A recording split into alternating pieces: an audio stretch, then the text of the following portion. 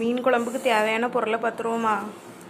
தேங்காய் பத்துடுங்க, சின்ன வெங்காயம், அப்புறவு ஜீரகம் மக்களே, ஜீரகம் பார்த்துருங்க. இவ்வளோ ஜீரகம் போட்டால் போதும், கொஞ்சம் கூட தேவைன்னா போட்டுடலாம். கொஞ்சம் ஜீரகம், கொஞ்சம் நல்ல மிளகு, அப்புறம் வத்தல் பொடி போடணும் மக்களே. இங்கே பாருங்கள், கிழங்கு கொதிச்சிட்ருக்கு. அப்புறம் வத்தல் பொடி போடணும் மக்களே. வத்தல் பொடிக்கு ஸ்பூனை தேடையே பார்த்துருங்க, ஸ்பூனை காணலை. இவ்வளோதான் மக்களே. அப்புறம் தேவையான வத்தல் பொடி, தேவையான மஞ்சள் பொடி, தேவையான மல்லிப்பொடி இவ்வளவும் போட்டு அரைக்கணும் மக்களே. ஆனால் நிறைய தண்ணி ஊற்றி அரைக்கூடாது பார்த்துருங்க.